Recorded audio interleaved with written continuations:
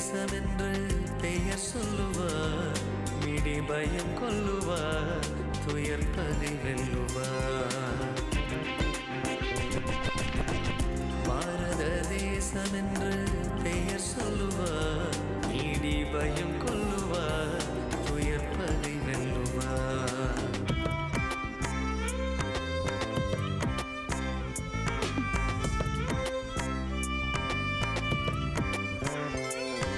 பாரத தேசமென்று பெயர் சொல்லுவார், மீடி பயம் கொல்லுவார், துயர் பகை வெல்லுவார். டிடி தமிழ் நேயர்களுக்கு அன்பு வணக்கம். சுதந்திர தாகம் நிகழ்ச்சியில் உங்களை வாரந்தோறும் சந்திப்பது நமக்கு மிகுந்த மகிழ்ச்சி. இன்றைக்கு நாம் பார்க்க இருக்கக்கூடிய சுதந்திர போராட்ட தியாகி அஞ்சலை அம்மாள். உண்மையிலே அஞ்சலை அம்மாள் என்கின்ற பெயர் பிரபலமாகி இருக்கிறது. யார் இந்த அஞ்சலை அம்மாள், அவர் என்ன செய்தார் என்பது இன்றைய இளைஞர்களுக்கு முழுமையாக தெரியாது. அதனுடைய ஒரு பதிவாக இதை நான் உங்களுக்கு பதிவு செய்கிறேன். இந்திய நாட்டின் விடுதலைக்காக போராடிய எண்ணற்ற பெண்களில் வடநாட்டில் ஜான்சி ராணி லட்சுமிபாய் போராட்ட காலத்தில் தன் குழந்தையை முதுகில் சுமந்தபடி ஆங்கிலேயருக்கு எதிராக போராடினார் என்று படித்திருக்கிறோம். ஆனால் அதற்கும் மேலாக குழந்தையை வயிற்றில் சுமந்து கொண்டு இந்திய விடுதலைக்காக போராடியவர் அஞ்சலை அம்மாள். தமிழக வரலாற்றில் போற்றி கொண்டாடப்பட வேண்டிய அஞ்சலை அம்மாள் அந்த அளவிற்கு கொண்டாடப்பட்டாரா என்றால் இல்லை. அங்கொன்றும் இங்கொன்றுமாக செய்தியில் மட்டும் இடம்பெற்றார். ஆனால் அவரின் சுதந்திர சேவைக்கு புகழ் சேர்க்கும் விதத்தில் கொண்டாடப்படவில்லை என்பதுதான் உண்மை. அவர் எப்படி இருப்பார்? நடுத்தர உயரம், பருத்த உடல் அமைப்பு, பார்த்தவர் பரவசத்தோடு கும்பீட தெய்வீக முகத்தோற்றம், கணீர் குரல், எதற்கும் அஞ்சாத நேர்மையின் கம்பீரம், இதுதான் அஞ்சலை அம்மாள். கரைப்படாத கரங்களுக்கு சொந்தக்காரர். சுதந்திர போராட்ட தியாகிகள் பென்ஷனை மறுத்தவர் தான் இந்த அஞ்சலை அம்மாள். அஞ்சலை அம்மாள் அன்றைய தென்னார்காடு மாவட்டம் கடலூர் பழைய நகர் சுண்ணாம்புக்கார தெருவீட்டில் 1890ஆம் ஆண்டு பிறந்தார். இவருடைய தாயார் அம்மா கண்ணு, தந்தை முத்துமாணிக்கம். முத்துமாணிக்கம் குதிரைக்கு லாடம் அடிப்பவர், நடுத்தர வசதி படைத்தவர், சொந்தமாக குதிரை வண்டிகளை வைத்திருந்தார். அன்றைய காலம் வெள்ளைக்காரர்களை எதிர்த்து சுதந்திர போராட்டம் கொழுந்துவிட்டு எரிந்து கொண்டிருந்த காலம் என்பதால் அஞ்சலை அம்மாள் வளரும் காலத்திலேயே அவருக்கும் சுதந்திர உணவு சேர்த்தே வளர்ந்தது என்றுதான் சொல்ல வேண்டும். அவருடன் பிறந்தவர்கள் 5 சகோதரர்கள். இவர் 2ஆவதாக பிறந்தார். திண்ணைப்பள்ளியில் 5ஆம் வகுப்பு வரை படித்திருந்தாலும் கூட கேள்வி ஞானத்தோடு புத்தி சாதுர்த்தியமாக திகழ்ந்தவர். அவரிடம் வாய் கொடுத்து விட்டு மீண்டும் சென்று விட முடியாது, அந்த அளவுக்கு குழந்தையில் படுசுட்டியாக திகழ்ந்தவர்.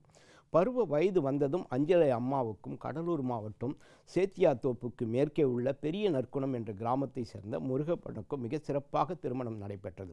திருமணத்திற்கு முன் புவனகிரியில் நெசவு வேலை செய்து வந்த முருகப்பன் திருமணத்திற்கு பிறகு சுண்ணாம்புக்கார தெருவில் உள்ள மாமனார் வீட்டில் தறி போட்டு நெசவு பார்த்து வந்தார். ஆகவே இவர்களுக்கு கரும்பு, சரஸ்வதி, அம்மா பொண்ணு, கல்யாணி ஆகிய 4 பெண்கள், காந்தி, ஜெயில் வீரன் என்று 2 மகன்கள். தனது 30வது வயதில் சுதந்திர போராட்ட களத்தில் அடியெடுத்து வைத்தவர்தான் அஞ்சலை அம்மாள். 20/8/1920 கடலூருக்கு காந்தியடிகள் வந்தபோது அவரை பொதுமக்கள் சென்று சந்திக்கக்கூடாது என்று தடை விதிக்கப்பட்டிருந்தது. சந்திக்க சென்றவர்களை போலீசார் அடித்து உதைத்து விரட்டி அடித்தனர். போலீஸ் மிரட்டலுக்கும் அடி உதைக்கும் அஞ்சாத அஞ்சலை அம்மாள் ஒரு முஸ்லிம் பெண்ணை போல பர்தா உடை அணிந்து தன்னுடைய குதிரை வண்டியை தானே ஓட்டிக்கொண்டு சென்று காந்தியடிகளை சந்தித்தார். அது மட்டுமல்ல, காந்தியடிகளை தன் குதிரை வண்டியில் ஏற்றிக்கொண்டு சுண்ணாம்புக்கார தெருவில் உள்ள தனது எளிய வீட்டிற்கு அழைத்து வந்து உணவு அளித்து உபசரித்தார். 1921ஆம் ஆண்டு கடலூர் கெடிலம் நதிக்கரையில் காந்தியடிகள் வந்திருந்தார். மக்கள் வெள்ளம் கெடிலம் நதிக்கரையே மறைத்திருந்தது. அந்த கூட்டத்தில் காந்தியடிகள் தனிமனித ஒழுக்கமும் சமுதாய தூய்மையும் நாட்டின் சுதந்திரத்திற்கு முக்கிய அடிப்படைகள் என்பதை வலியுறுத்தி பேசினார். அந்த கூட்டத்தில் அஞ்சலை அம்மாளும் அவர் கணவர் முருகப்பாவும் கலந்து கொண்டார்கள். அன்று முதல் அவர்கள் இருவரும் காந்தியடிகளினுடைய ஒத்துழையாமை இயக்கத்தில் சேர்ந்து தீவிர சத்தியாகிரக போராளிகளாக செயல்படத் தொடங்கினார்கள். உண்மையிலே இந்த நிகழ்வுதான் அஞ்சலை அம்மாள் வாழ்க்கையில் ஒரு பெரிய திருப்பு முனையாக அமைந்தது. காங்கிரஸ் சார்பாக வெளியான தேசபக்தன், தேசோபகாரி பத்திரிகைகளை அஞ்சலை அம்மாள் தான் வாங்கி கடலூரில் விநியோகம் செய்தார். காங்கிரஸ் வெளியிடும் செய்திகளை கையாலேயே எழுதி கைப்பிரதிகளாக கடலூர் பூராவும் விநியோகித்தவர் தான் தியாகி அஞ்சலை அம்மாள். அதாவது கைப்பிரதி என்பது எல்லாத்தையும் கையிலே எழுதணும், அந்த மாதிரி எழுதி ஒவ்வொரு வீட்டிற்காக கொடுப்பது எவ்வளோ பெரிய தியாகம் பாருங்கள். தமிழகத்தில் மகாகவி பாரதியின் 1ஆம் ஆண்டு நினைவு தினத்தை முதலில் கடலூர் முதுநகரில் கொண்டாடிய பெருமை தியாகி அஞ்சலை அம்மா அவர்களுக்கே சாரும். 1923ஆம் ஆண்டு மதுரையில் கள்ளுக்கடை மறியலில் ஈடுபட்டு தண்டனை பெற்ற சுமார் 100 தொண்டர்களை கடலூர் சிறையில் அடைப்பதற்காக காவல்துறையினர் கொண்டு வந்தார்கள். அதாவது கடலூர் சிறையில் அடைக்கிறதுக்கு மதுரையிலிருந்து அவர்களை கொண்டு வருகிறார்கள். இத்தகவலை மதுரை மாவட்ட காங்கிரஸ் கமிட்டியினுடைய தியாகி சோமயாஜுலு தந்தி மூலமாக முன்னரே அஞ்சலை அம்மாளுக்கு தெரிவிக்கிறார். இரவு சுமார் 1 மணிக்கு ரயில் வருகிறது என்று தெரிந்ததால் 100 பேர்களுக்கு தேவையான தன் வீட்டில் தயாரித்த உணவு, குடிநீர், உடைகள் ஆகியவற்றை எடுத்துக்கொண்டு அஞ்சலை அம்மாள் சென்றார். கடலூர் முதிர்நகர் ரயில் நிலையத்தில் சந்திப்பில் போலீஸ் குவிக்கப்பட்டிருந்தது. சரியாக இரவு 1 மணிக்கு வண்டி ஒன்று நின்றது. அப்போது சுப்பிரமணிய சிவா சார்ஜென்ட்டிடம் போய் தொண்டர்களுக்கு சாப்பாடு கொடுக்க வேண்டும் என்று கேட்டார். முடியாது என்று பதில் தந்தனர் போலீசார். அஞ்சலை அம்மாள் உடன் மற்றவர்களும் கோஷமிட ரயிலில் வந்த தொண்டர்களும் வந்தே மாதரம் என்று கோஷமிட்டனர். அஞ்சலை அம்மாள் போலீசாரிடம் சமாதானமாக பேசிய பின்னர் ரயில்வே நடைமேடையில் உணவு பரிமாற அனுமதித்தார்கள். எவ்வளோ பெரிய தியாகம் பாருங்கள். 100 பேருக்கு அன்றைக்கே நைட்டில் சாப்பாடு செய்து அவர்களுக்கு சாப்பாடும் கொடுத்திருக்கிறார் என்று சொன்னால் அதுதான் அஞ்சலை அம்மாள். தமிழ்நாட்டில் காந்தியடிகளின் சாத்வீக சத்தியாகிரத்தில் காந்தியடிகளினுடைய கட்டளைக்கேற்ப முதலில் ஏகாதிபத்தியத்துக்கு எதிராக சிறை புகுந்த பெண் தியாகிகள் 2. ஒருவர் கடலூர் தியாகி அஞ்சலை அம்மாள், 2வது தியாகி மதுரை பத்மாசினி அம்மாள் ஆவார்கள். ஆகவே அந்த காலத்திலே சிறைக்கு சென்றவர். இந்த காலகட்டங்களில் அஞ்சலை அம்மாள் காந்தியடிகளினுடைய தேச நிர்மாண திட்டங்களான மதுவிலக்கு, கதர் துணி, அபிவிருத்தி, தீண்டாமை ஒழிப்பு போன்ற பணிகளில் தீவிரமாக ஈடுபட்டு கொண்டிருந்தார். மதுரைக்கு எதிராக கள்ளுக்கடைகளின் முன்பாக பெண்களை திரட்டி ஆர்ப்பாட்டங்களை பல ஊர்களில் நடத்தியுள்ளார் அஞ்சலை அம்மாள். இவர் கலந்து கொண்ட அடுத்த சத்தியாகிரக போராட்டம் மிக மிக முக்கியமானது. சென்னையில் நீல் சிலை அகற்றும் போராட்டம். மெட்ராஸில் ரெஜிமெண்ட் படைப்பிரிவை சேர்ந்த கர்னல் நீல் 1857 நடந்த முதல் சுதந்திர போர் என்று வர்ணிக்கப்பட்ட சிப்பாய் கழகத்தை அடக்கியதில் குறிப்பிடத்தக்க பங்கு வகித்தவன் தான் இந்த கொடுங்கோலன். அலகாபாத்தில் நீல் நிகழ்த்திய வன் செயல்களுக்கு அவனை அலகாபாத்தின் கசாப்புக்காரன் என்றே சொன்னார்கள்.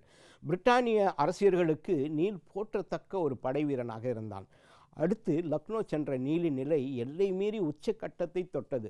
அப்பாவி மக்களை யானைகள் மீது நிற்க வைத்து முன்னரே மரங்களில் தொங்கவிடப்பட்டிருந்த தூக்கு கயிற்றை கழுத்தில் மாட்டினான். பிறகு யானையின் பின்பகுதியில் தட்டை அவற்றை ஓடச் செய்யும். மக்கள் தூக்கு கயிற்றில் தொங்கி மடிந்தார்கள். இதேபோல் கட்டை வண்டிகளிலும் பீரங்கி வண்டிகளிலும் நிற்க வைக்கப்பட்டு மரங்களில் தூக்கிடப்பட்டார்கள். பீரங்கினுடைய முன்பகுதியில் கொத்தாக கட்டி பீரங்கி குண்டுகளோடு சுட்டு சிதறடித்தான். கொடுங்கோலன் என்று சொன்னால் அவ்வளவு கொடுமை. மக்களின் கைகள் கண்கள் கட்டப்பட்டு குதிரைகளையும் யானைகளையும் ஏற்றி கதற சாகடித்தவன் தான் இந்த நீலன்.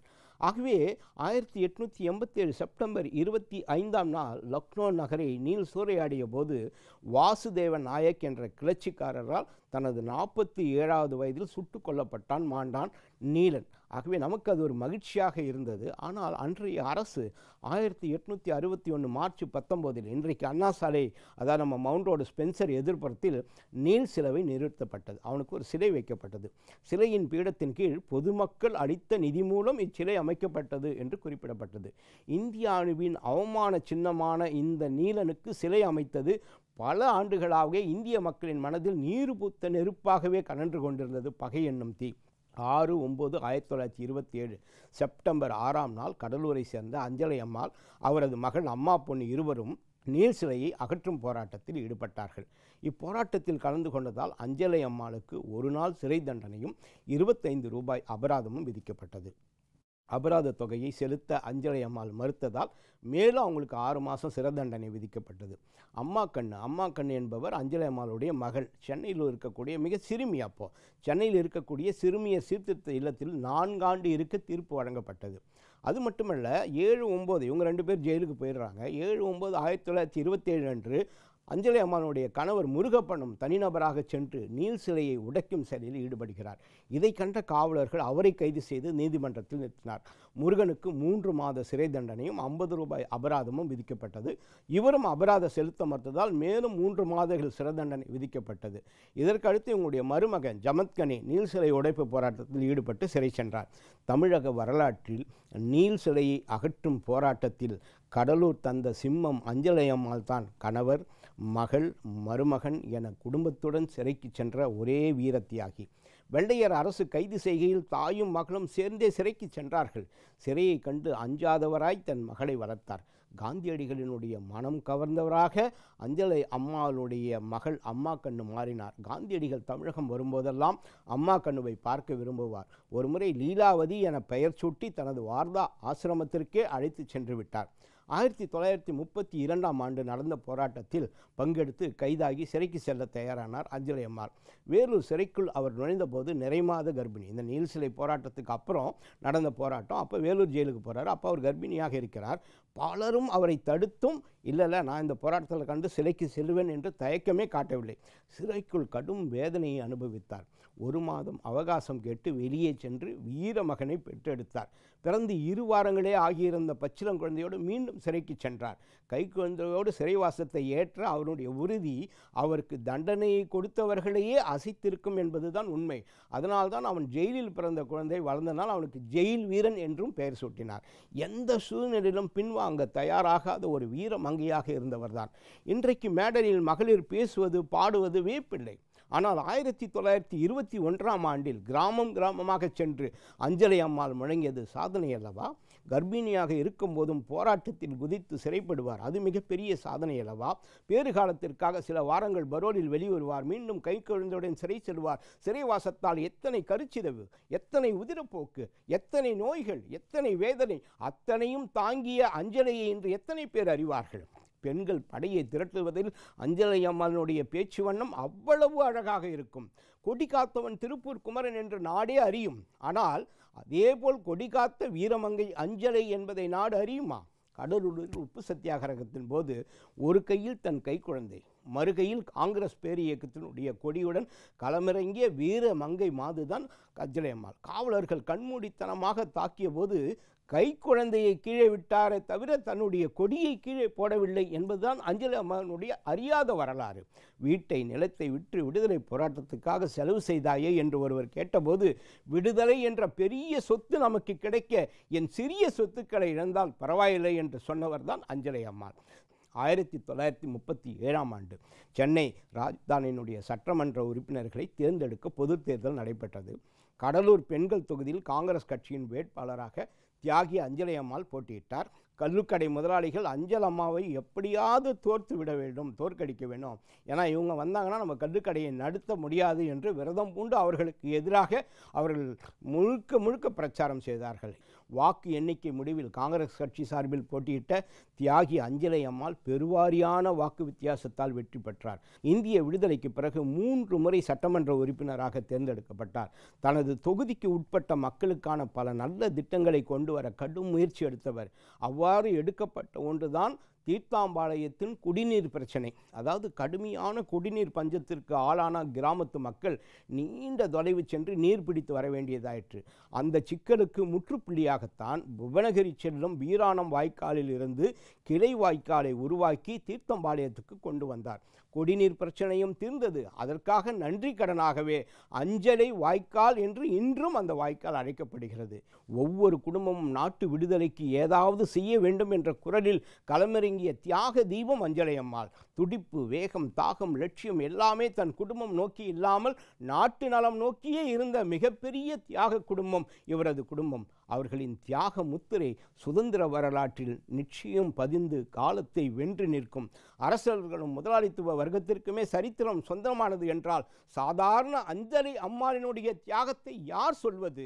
யார் இதை வருங்கால சந்ததியினருக்கு எடுத்துரைப்பது? அஞ்சாத அஞ்சலை அம்மாளே, உன் நெஞ்சத்திற்கு நான் தலைவணங்குகிறேன். கொஞ்சம் குழந்தையை இனி அஞ்சலை போல் துணிச்சல் கொள் என்று கொஞ்ச வேண்டும் என்று நான் சொல்லுகிறேன். ஆகவே இந்த சுதந்திர தாகம் நிகழ்ச்சியில் வீரமங்கை அஞ்சலை அம்மாள் அவர்களை பற்றி பார்த்தோம். இன்னும் ஒரு தருணத்தில் நாம் சுதந்திர தாகம் நிகழ்ச்சியில் சந்திப்போம். அதுவரை உங்கள் அனைவருக்கும் நன்றி, வணக்கம்.